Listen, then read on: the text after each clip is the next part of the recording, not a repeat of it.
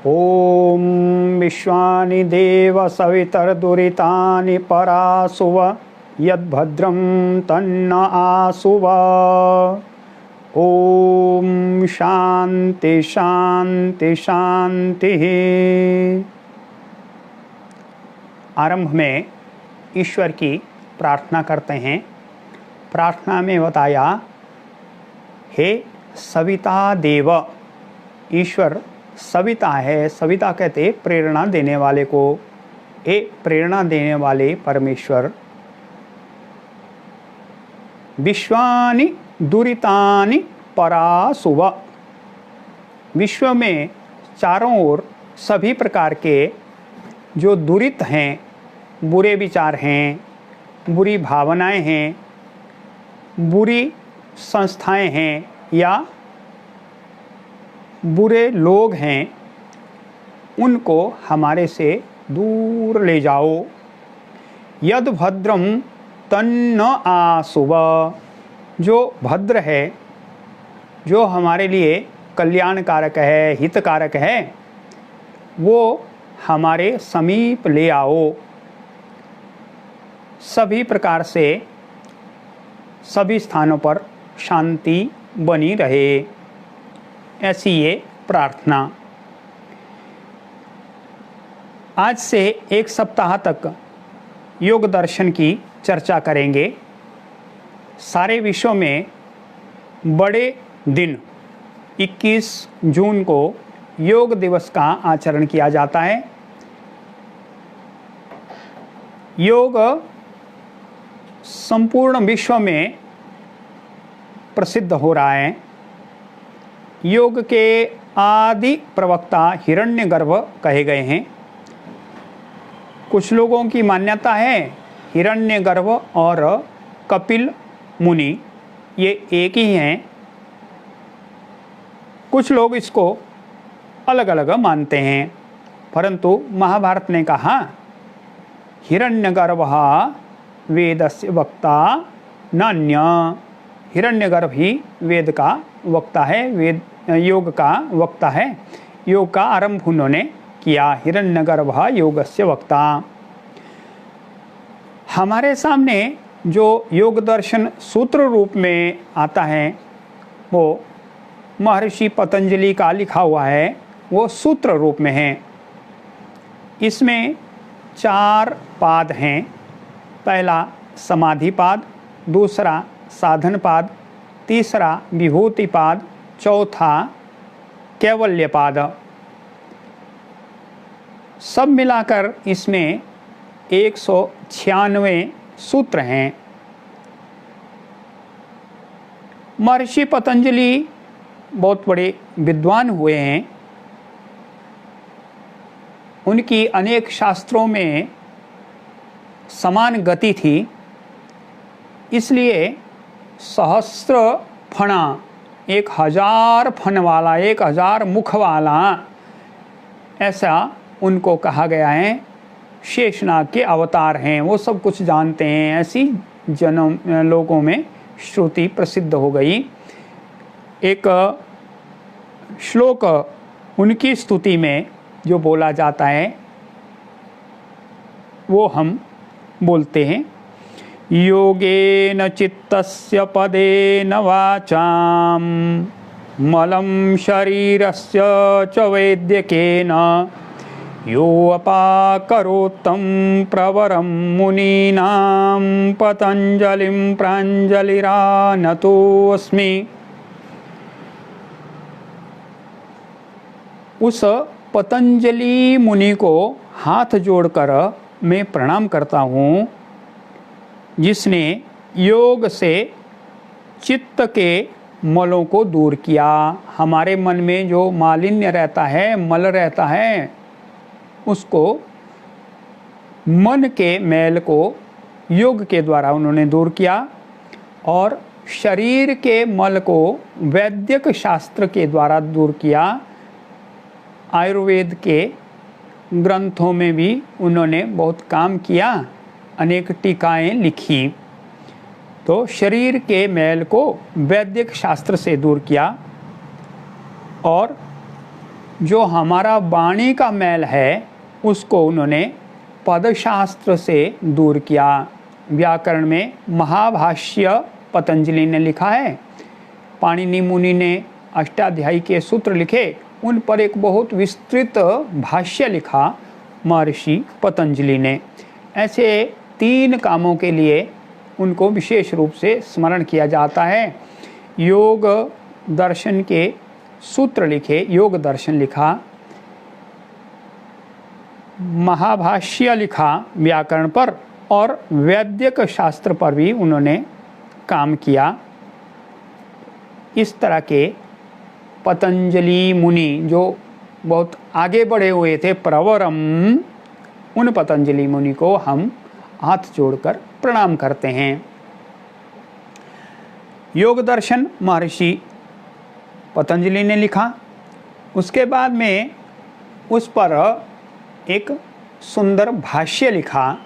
दर्शन में सूत्र बहुत छोटे छोटे रहते हैं, उसमें गूढ़ अर्थ रहते हैं। उन गूढ़ अर्थों को समझने के लिए, समझाने के लिए व्यास महर्षि ने उस पर एक भाष्य लिखा। भगवान वेद व्यास, जिन्होंने वेदों का संकलन किया, उनका विभाजन किया, पुराण लिखे, भागवत महापुराण लिखा, उनसे अलग माने जाते हैं ये व्यास महर्षि। परंतु ये भी व्यास हैं, वो भी व्यास थे। तो व्यास भाष्य प्रसिद्ध है, महर्षि व्यास के द्वारा लिखा हुआ व्यास भाष्य। उन व्यास भाष्य पर भोजराज ने टीका लिखी। ये मध्य प्रदेश के धारा नगरी के शासक हुए राजा भोज, बहुत प्रसिद्ध विद्वान हुए। ये हमें कहावत सुनी होगी, कहाँ राजा भोज कहाँ गंगू तेली। तो ऐसे ये राजा भोज बहुत बड़े विद्वान हुए। इन्होंने राजमार्तंड नाम से एक वृत्ति लिखी। वृत्ति कहते हैं जब कुछ भाष्य में और चीज़ें स्पष्ट नहीं हो रही तो उनको एक दोबारा लिखते हैं, उसी भाष्य को समझाने के लिए। उसमें कुछ कालक्रम से कुछ बातें ऐसी रहती हैं, 1000 वर्ष पहले उस समय की परिस्थितियाँ एक प्रकार की रहती हैं।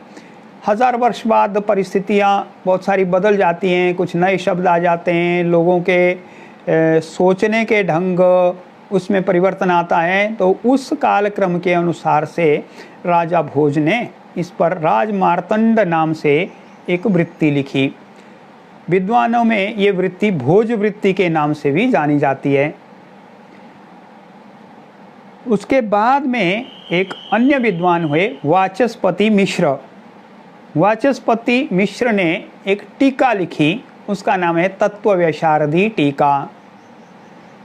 ये भी बहुत सुंदर टीका लिखी गई है। उसके बाद में एक अन्य विद्वान हुए विज्ञान भिक्षु। विज्ञान भिक्षु ने योग वार्तिक नाम से फिर वार्तिक ग्रंथ लिखा।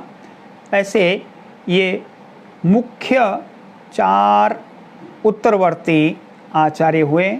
व्यासदेव, जिनका व्यास भाष्य है, भोजराज, जिनकी राजमार्तंड नाम से टीका है, वृत्ति है, जिसको भोजवृत्ति नाम से भी जानते हैं।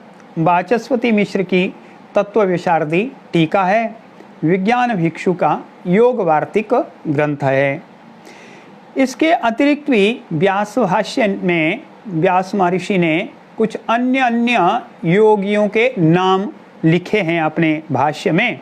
जैसे जैगीषव्य का उल्लेख आता है, पंचशिखाचार्य का उल्लेख आता है, वार्षगण्याचार्य का उल्लेख आता है। इन्होंने सांख्य दर्शन पर भी काम किया इन आचार्यों ने। अन्य भी कुछ आचार्यों के नाम यथास्थान व्यास महर्षि ने लिखे हैं अपने भाष्य में। ऐसे ये योग दर्शन और उसके बाद के उत्तरवर्ती योग के प्रसिद्ध विद्वान आचार्य हैं। उनका पुण्य स्मरण भी हमें करना चाहिए। उन्होंने हमारे सामने योग दर्शन को और स्पष्ट किया।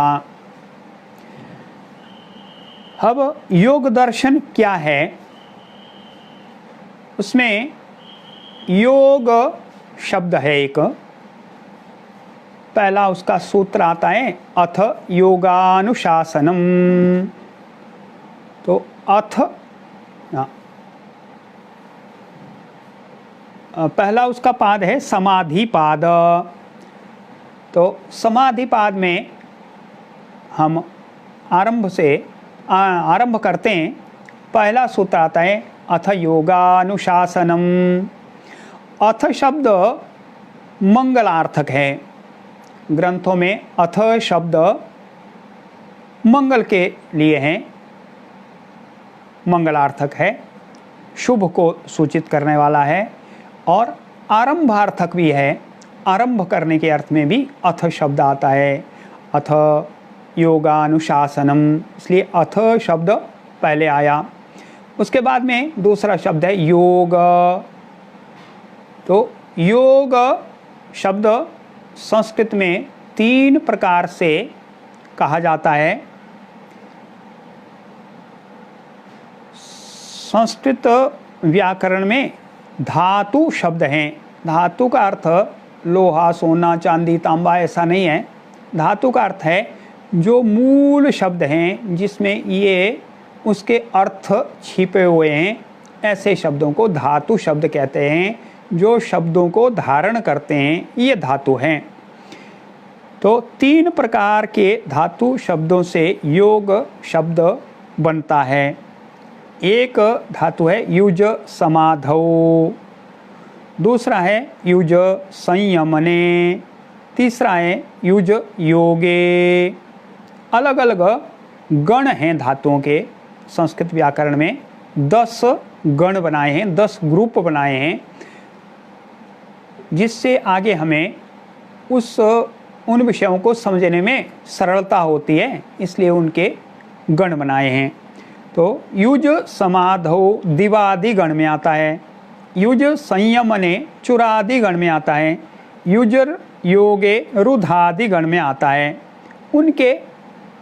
उन तीनों से योग शब्द बनता है।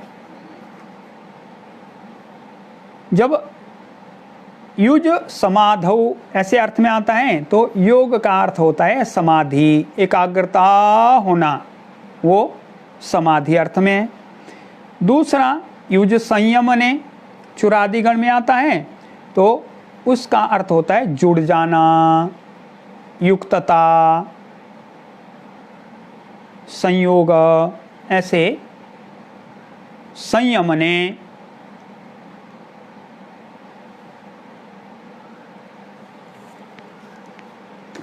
हाँ, यहाँ थोड़ा सा दोबारा विचार करेंगे। संयमने नाम उसमें नियंत्रण करना, आत्म संयमन करना, व्यवस्थित करना, उस अर्थ में योग शब्द है। तीसरा आता है युजिर योगे, योग में जुड़ जाना, ये तीसरा आता है योगे। जैसे 2 + 2 4 या ईश्वर से जुड़ जाना, तो ये योग शब्द है। यहाँ योग दर्शन में पहले शब्द का अर्थ हमें लेना है युज समाधौ। समाधि का नाम योग है, समाधि का नाम एकाग्रता का नाम, उसी में लग जाना, ये एकाग्रता युज समाधौ शब्द से है। ये आगे और स्पष्ट होता जाएगा जब हम आगे बढ़ेंगे। और तीसरा शब्द आता है अनुशासनम। अथ आरंभ करने के अर्थ में, मंगल अर्थ में, योग समाधि के अर्थ में, और अनुशासनम। अनुशासन का अर्थ है शिष्टानाम शासनम। जो शिष्ट हैं, जो पहले से बहुत सारी बातें सीखे हुए हैं, उनको एक योग शास्त्र सिखाना है, उनके लिए योग शास्त्र हैं।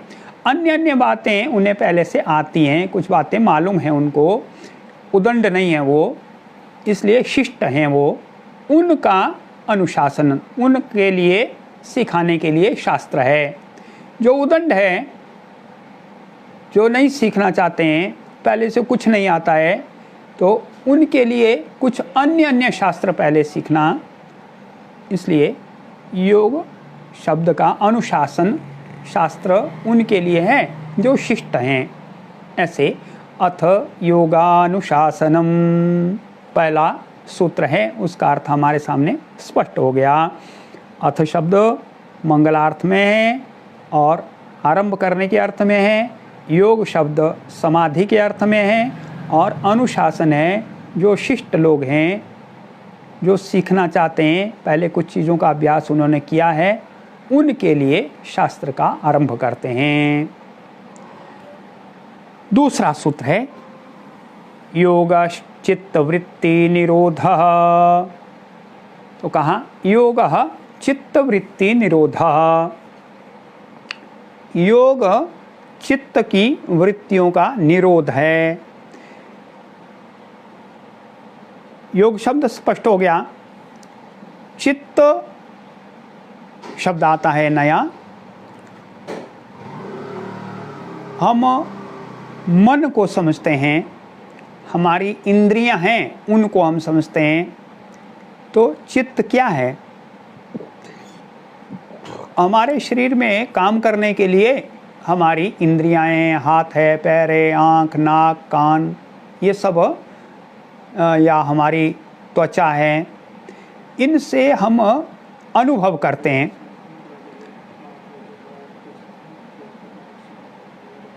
ये इंद्रियां हैं।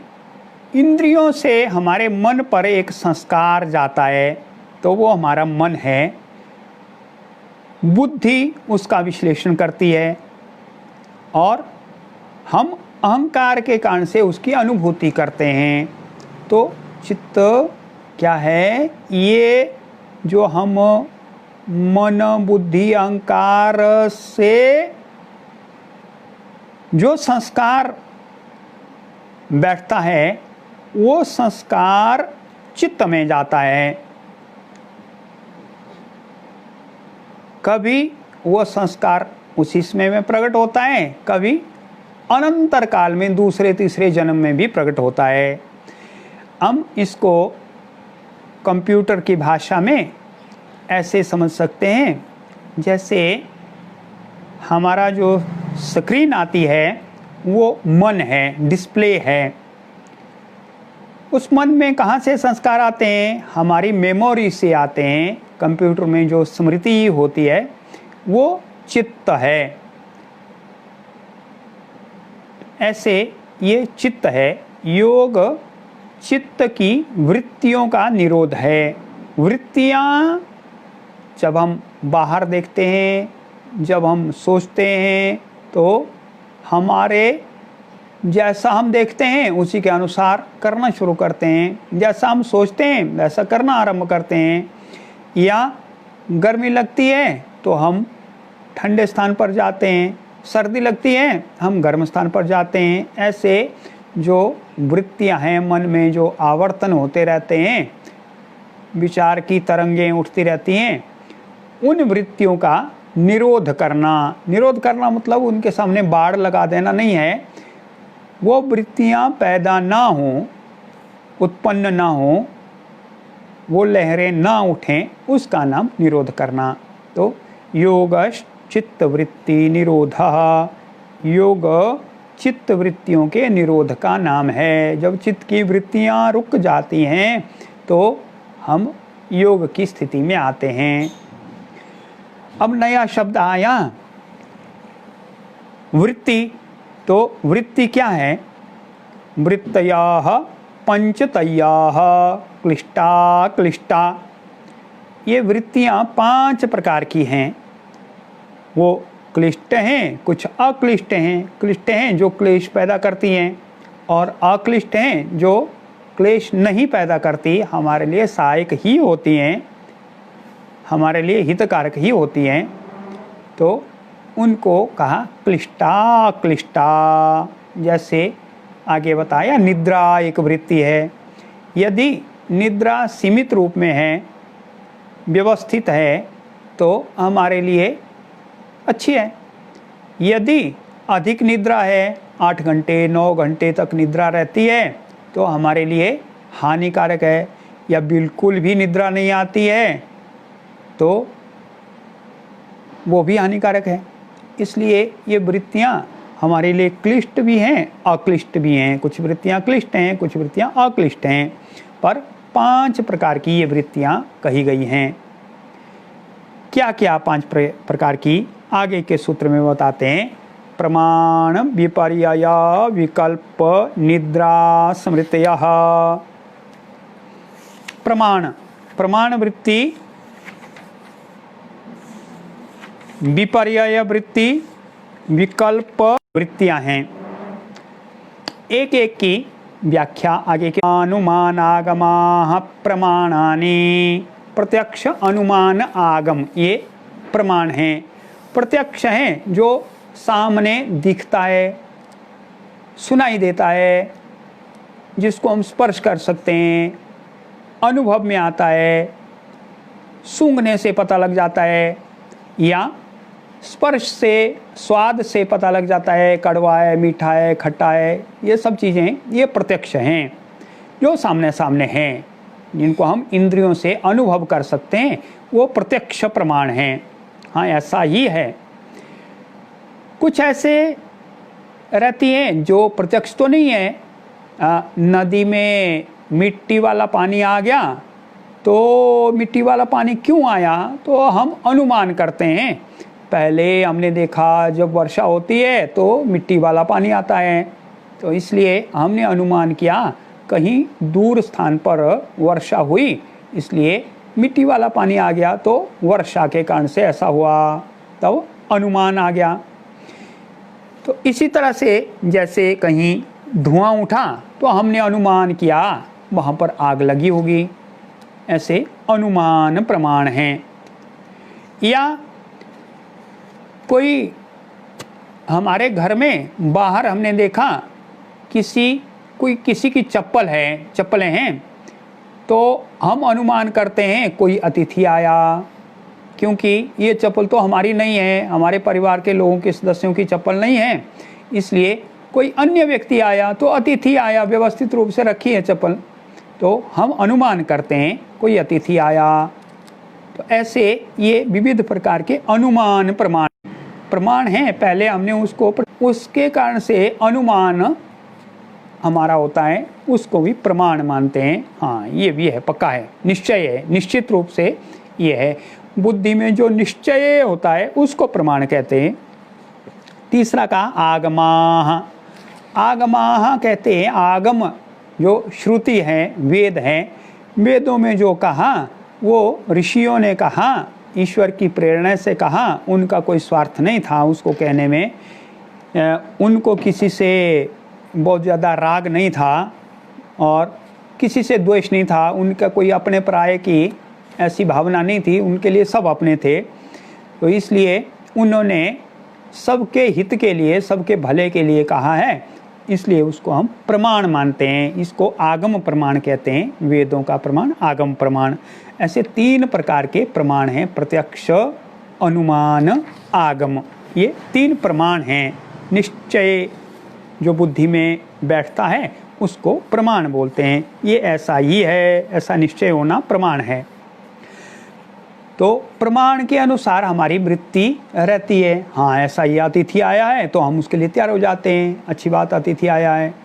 या पहाड़ों में वर्षा हो रही है और यहाँ देखो पानी आ गया तो अनुमान करते हैं। या बादल आ गए, काले बादल आ गए तो वर्षा होने वाली है, तो हम तैयार हो जाते हैं, हमारा अनाज भीग ना जाए, या बाहर कपड़े पड़े हैं वो गीले ना हो जाएं, हम उनको अंदर ले आते हैं। तो ये हम उनके अनुसार, प्रमाण के अनुसार में आचरण करते हैं, तो प्रमाण वृत्ति। दूसरी वृत्ति विपर्यय। विपर्यय मिथ्या ज्ञान है। अतद रूप प्रतिष्ठम, ऐसे कहा सूत्रकार ने, विपर्ययो मिथ्या ज्ञानम तद रूप प्रतिष्ठम। विपर्यय मिथ्या ज्ञान है, उसकी प्रतिष्ठा नहीं है, वो वैसे के वैसा है नहीं, केवल हम वो मिथ्या ज्ञान है। जैसे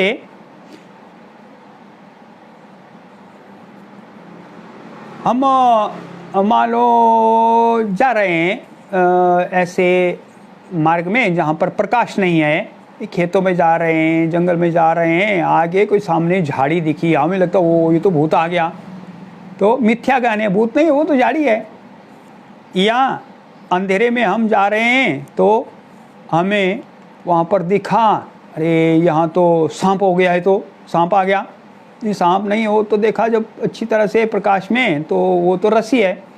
तो ऐसे मिथ्या ज्ञान होने को विपर्यय कहते हैं, जो वास्तव में नहीं है, हमारे भ्रम से हमें ऐसा आभास होता है, ये विपर्यय ज्ञान है।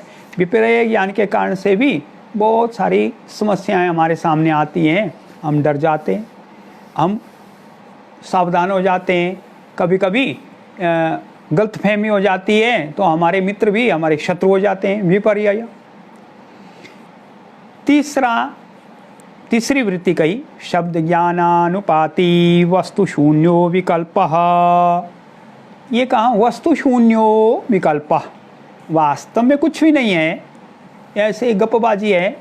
और शब्द ज्ञानानुपाती, केवल शब्दों से ही, बातों से ही सारे चला लेते हैं, केवल बातों से ही दुनिया को जीतने की बात कहते हैं। तो ऐसा केवल बातें बनाना या बातों के द्वारा ही केवल ज्ञान होना, जैसे हम बोलते हैं अरे वहाँ पर हम गए तो हमने आकाश में देखा, वहाँ तो फूल खिले हुए थे, तो आकाश में तो कभी भी फूल नहीं होते हैं, पुष्प विकसित नहीं होते हैं, तो आकाश पुष्पवत, ऐसे कहा केवल शब्दों से ही जानकारी होना, वास्तविकता नहीं है, वो चीज़ें वैसी, वो तो है ही नहीं, अस्तित्व ही नहीं है।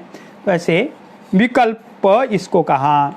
हिंदी में हम विकल्प अन्य प्रकार से सोचते हैं, अरे ये तो विकल्प है, अब तो चलो हमारे पास में गेहूं नहीं है तो गेहूं की रोटी नहीं तो जौ की रोटी खाओ, विकल्प है, ये गेहूं का विकल्प जौ है।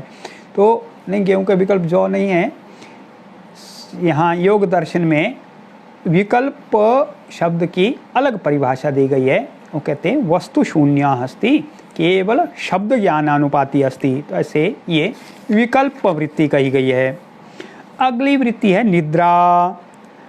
सूत्रकार कहते हैं अभाव प्रत्ययालंबना वृत्तिर निद्रा, जो अभाव की बुद्धि का आलंबन करती है, बुद्धि में जो अभाव का निश्चय होता है। प्रत्यय कहते जब हमारी बुद्धि में एक निश्चय बैठ जाता है, उसकी छवि बैठ जाती है, तो वो प्रत्यय है। तो अभाव प्रत्यय का आलंबन करता है जब हमारा चित्त, तो उसको निद्रा कहते हैं। अभाव प्रत्यय क्या है?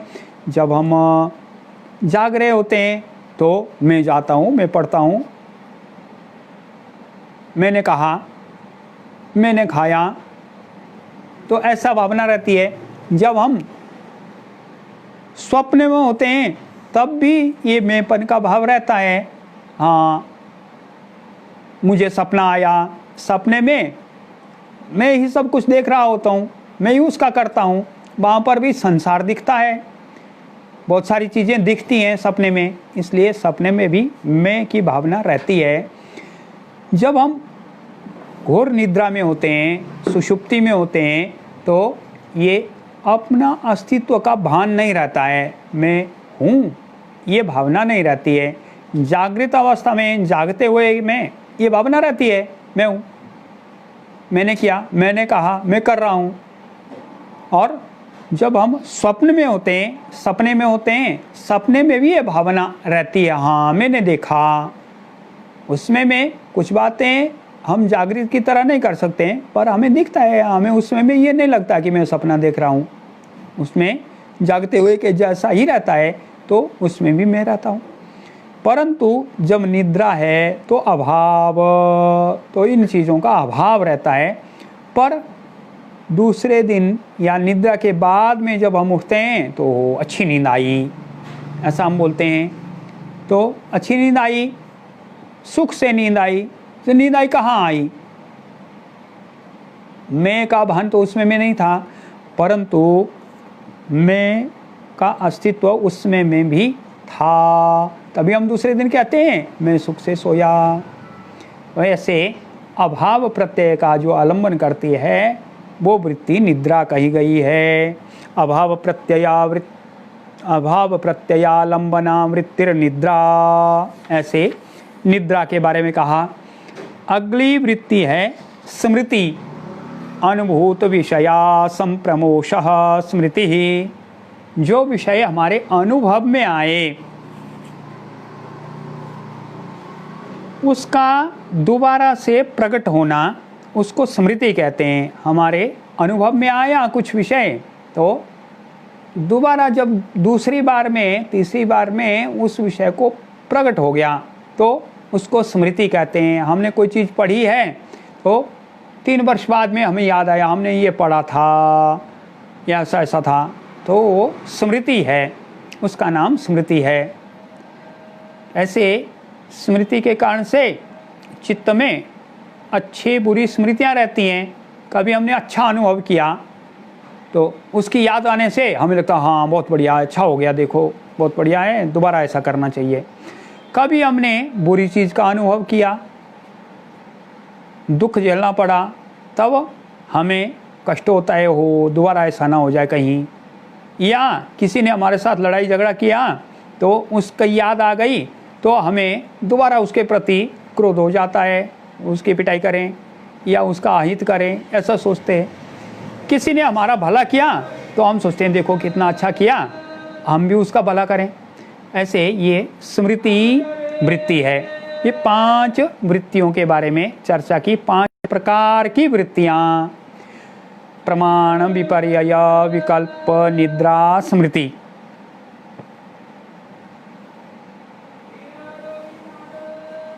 आरंभ में योग दर्शनकार कहता है योगाश्चित्त वृत्ति अनुरोधा। तो वृत्तियां क्या हैं? वृत्ति 5 हैं।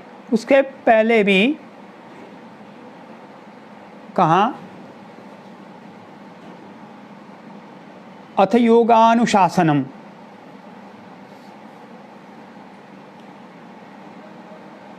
उसमें में 2 सूत्र और आए, 2 सूत्र और आए। उसमें एक आया चित्त वृत्तियों का निरोध, ये सूत्र भी हमने पढ़ा। 2 सूत्र और आए, तीसरा और चौथा। तदा द्रष्टुस्वरूपे अवस्थानम। जब चित्त की वृत्तियों का निरोध हो जाता है तो दृष्टा अपने स्वरूप में टिक जाता है, अपने स्वरूप में उसकी स्थिति होती है, अपने आप में वो स्थिर होता है, अपने स्वरूप में रहता है। अगला सूत्र था वृत्तिसारूप्यम इतरत्र की स्थिति होती है। जब अपने स्वरूप में उसकी स्थिति नहीं होती, अपने आप में वो टिका हुआ नहीं रहता है दृष्टा, दृष्टा मतलब जीवात्मा, तो वृत्तियों के जैसी स्थिति हो जाती है, वृत्ति सारूप्य हो जाता है उसका, तो वृत्तियों के जैसा वो आचरण करता है। ऐसे ये 2 सूत्र वृत्तियों की चर्चा पहले की, उसके बाद में इन दोनों सूत्रों की चर्चा की, जिससे थोड़ा चर्चा में एक अन्य तरह का क्रम आए। तो से कहा जब वृत्तियों का निरोध हो जाता है तो दृष्टा अपने स्वरूप में अवस्थित होता है, अन्यथा जैसी वृत्तियां चलाती हैं वैसा वो रहता है। वृत्तियां जहाँ ले जाती हैं वहाँ वहाँ वो चला जाता है। ऐसे अब वृत्तियों की चर्चा भी हो गई। वृत्तियों से जब निरोध होता है तो अपने स्वरूप में स्थिति भी हो जाती है, और नहीं तो वृत्तियों के जैसा हो जाता है। तो अब चित्त की वृत्तियों का निरोध कैसे होगा? हमने चित्त के बारे में जाना, योग के बारे में जाना, उसकी वृत्तियों के बारे में जाना, तो अब कहते हैं उसका निरोध कैसे। उसके लिए सूत्रकार बताते अभ्यास वैराग्याभ्याम तन्निरोधः। अभ्यास और वैराग्य से उसका निरोध होता है। किसका निरोध? चित्त वृत्तियों का। चित्त की वृत्तियों का निरोध अभ्यास से होता है और वैराग्य से होता है। तो अब ये प्रश्न आता है ये अभ्यास क्या है, वैराग्य क्या है। तो अभ्यास के बारे में बताया अगले सूत्र में, तत्र स्थितौ यत्नो अभ्यासः। तो तत्र उन दोनों में से, अभ्यास और वैराग्य में से अभ्यास, उन दोनों में से अभ्यास किसको कहते हैं। स्थितौ यत्नः अभ्यासः, स्थिति में बने रहने के लिए जो प्रयत्न किया जाता है उसका नाम अभ्यास। स्थिति कहते हैं निरुद्ध चित्त की अवस्था को, ये स्थिति है।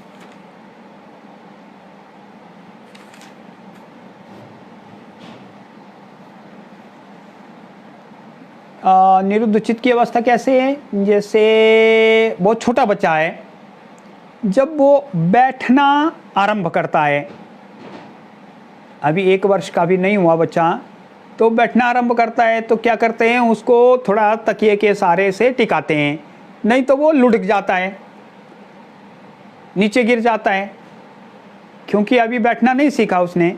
तो बैठना सीखने के लिए वो प्रयत्न करता है, स्थिति के लिए प्रयत्न करता है, उसका नाम अभ्यास है।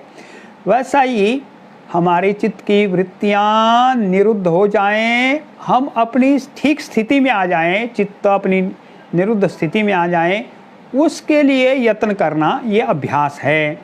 स्थिति में टिके रहने के लिए, स्थितौ सप्तमी विभक्ति, स्थिति में टिके रहने के लिए यत्न का नाम अभ्यास है। ऐसे तत्र स्थितौ यत्नोऽभ्यासः। तो अगले सूत्र में कहा वो कैसे पक्का होता है अभ्यास, दृढ़ भूमि ही कैसे होता है। सूत्रकार बताते हैं, सतो दीर्घकाल नैरंतर्य सत्कारा सेवितो दृढ़ भूमि ही। हाँ, सह, सह मतलब वह, वो अभ्यास, तो वो तो पक्का होता है। कैसे पक्का होता है, सतु दृढ़ भूमि भवति, वो पक्का हो जाता है। कैसे होता है, दीर्घ काल आसेवितः, लंबे समय तक जब उसको किया जाए, लंबे समय तक उसको करना पड़ता है, तब वो अभ्यास पक्का होता है। निरंतर्य आसेवितः, निरंतर रूप से आसेविता, प्रतिदिन निरंतर रूप से बिना अंतर के जब उसको किया जाए।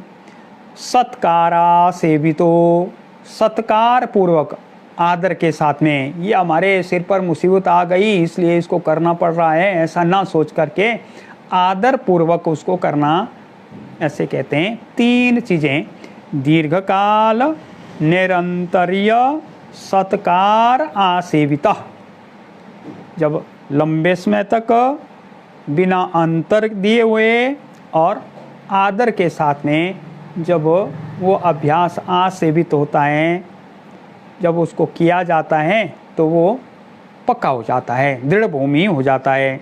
ऐसे अभ्यास के बारे में बताया, उनमें से 2 में से, अभ्यास और वैराग्य में से अभ्यास कहते हैं अपनी मूल स्थिति में टिके रहने के नाम को।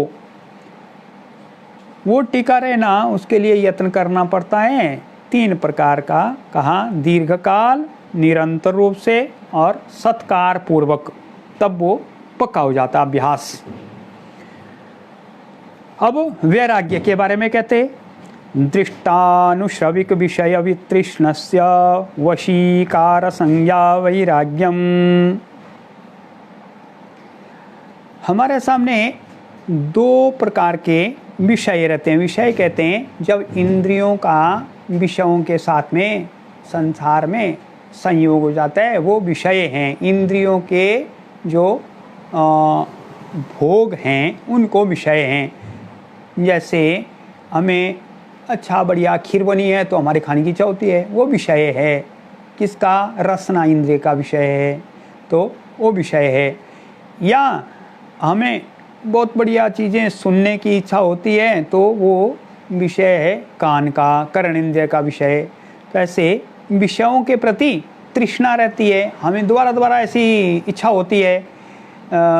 छोटे बच्चे, थोड़े से बड़े बच्चे ना, किशोर, वो वीडियो गेम देखना पसंद करते हैं या धारावाहिक में वो कुछ अपनी मनपसंद के उनके रहते हैं। बहुत छोटे बच्चे हैं तो कार्टून पिक्चर देखना पसंद करते हैं।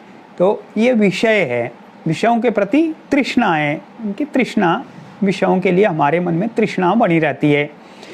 कैसे विषयों की तृष्णा बनी रहती है? तो दृष्ट विषया, जो देखने में आते हैं, अनुभव में आते हैं। हाँ, इसको करने से ऐसा होता है, तो ऐसे दृष्ट विषय, संसार के जो विषय हैं वो दृष्ट विषय। दूसरा अनुश्रविक विषय, अनुश्रविक हैं जो वेदों में हमें अनेक प्रकार के यज्ञ, याग, ये सब चीज़ें कहे हैं, वो दिखते तो नहीं हैं। ये पितृयाग करो तो पितरों को ऐसा होगा, तो पितरों को ऐसा होगा, वो किसने देखा है, होगा कि नहीं होगा, पर वेद में कहा है, इसलिए हम उसको मानते हैं। उसको कहते हैं अनुश्रविक। या तुम सोम याज्ञ करोगे तो स्वर्ग प्राप्ति होगी, स्वर्ग प्राप्ति होगी कि नहीं होगी देखा तो है नहीं, परंतु वेद में कहा है, इसलिए हम मानते हैं कि होगी। तो ये अनुश्रविक विषय हैं ऐसे जो कहे गए हैं। यद्यपि उसके पीछे बहुत सारे तर्क कहे गए हैं, पर हम उसको प्रत्यक्ष नहीं देख पाते हैं, इसलिए वो अनुश्रविक हैं। ऐसे अनुश्रविक विषयों के बारे में भी लोगों में तृष्णा होती है, हाँ ऐसे करेंगे। तो दृष्ट विषय, अनुश्रविक विषय, इनके बारे में हमारे मन में तृष्णा होती है। इनके बारे में तृष्णा का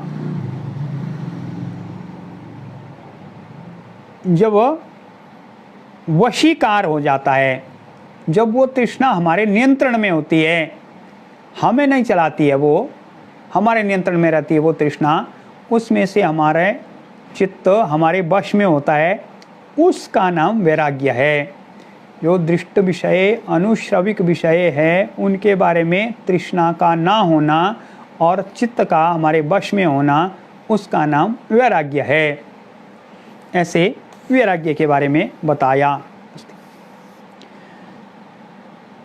अगले सूत्र में उसको और आगे की बात बताई, जो वैराग्य है उसमें कहा ये तो सामान्य वैराग्य है, ये सामान्य वैराग्य है। तो परम वैराग्य, उससे और ऊंचा वैराग्य कहा, वो कहते हैं तत्परम पुरुष ख्यातेर गुणवै तृष्ण्यम। वो पर वैराग्य है। क्या है पर वैराग्य? जो पुरुष ख्याति से हमारे मन में आता है। पुरुष ख्याति कहते हैं अपने आप की जानकारी हो जाना, ईश्वर का साक्षात्कार हो जाना, आत्म विषय में साक्षात्कार हो जाना, तो वो पुरुष ख्याति है। जब पुरुष ख्याति हो जाती है, साक्षात्कार हो जाता है, तो वो परम वैराग्य है। क्या परम वैराग्य? उससे गुण वै तृष्ण्यम होता है, गुणों से वितृष्णा हो जाती है। ये आगे के सूत्रों में और स्पष्ट हो जाएगा। अभी केवल इतना इसको जानना कि वो परम वैराग्य क्या आ गया है। जो पहले सूत्र में कहा वैराग्य हो जाता है दृष्टानुश्रविक विषय के वितृष्णा हो जाना, वो वैराग्य है।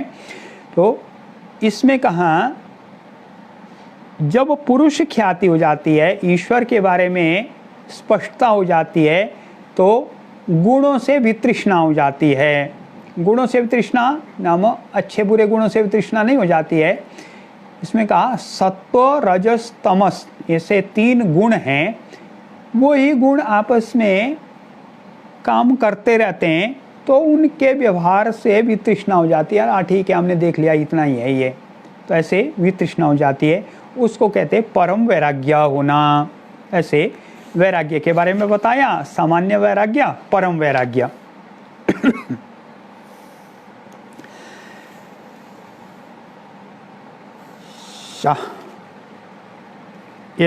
इसके आगे के सूत्रों की चर्चा कल करेंगे। अभी केवल सूत्र को पढ़कर सुनेंगे। वितर्क विचारानंदा स्मितारूपानुगमात् संप्रज्ञातः। ऐसे योग के बारे में अब चर्चा आ गई। योग होता है। संप्रज्ञात योग कहा गया है। जब वैराग्य हो जाता है, अभ्यास हो जाता है, तो संप्रज्ञात योग, संप्रज्ञात समाधि हो जाती है, हमारी सिद्ध हो जाती है, संप्रज्ञात समाधि में आ जाते हैं। संप्रज्ञात समाधि के 4 स्तर बताए गए हैं। वितर्क, विचार, आनंद, अस्मिता के अनुसार रूपानुगमात अथवा अनुगमात, ये संप्रज्ञात योग कहा गया है। इन 4 स्तरों का संप्रज्ञात योग हो जाता है जब अभ्यास हो जाता है और वैराग्य की स्थिति आती है। तो ये क्या है? वितर्क, विचार, आनंद, अस्मिता, कल इस पर विचार करेंगे। प्रतिदिन प्रातः 8 बजे हम ये आरंभ करेंगे। हमारे में से जिनके पास में योग दर्शन पुस्तक है, वो योग दर्शन पुस्तक देखें। उसके सूत्रों को भी जब हम देखते रहेंगे तो हमें स्पष्टता होती जाएगी। यदि योग दर्शन पुस्तक नहीं है तो हम डाउनलोड कर सकते हैं इंटरनेट पर जाकर। योग दर्शन ऐसे लिखेंगे तो योग दर्शन के योग सूत्राणी लिखेंगे तो योग के सूत्र वहाँ पर होंगे, तो निःशुल्क डाउनलोड करने के लिए व्यवस्था हो जाती है। तो हम उसको एक बार अपने पास में रखेंगे, वो योग सूत्रों को देखते रहेंगे, साथ में वो अधिक स्पष्टता होती जाएगी। अभी दोबारा से मंत्र बोलता हूँ। सर्वे भवन्तु सुखिनः, सर्वे सन्तु निरामया, सर्वे भद्राणि पश्यन्तु, मा कश्चित् दुःखभाग् भवेत्। ओम शांति शांति शांति।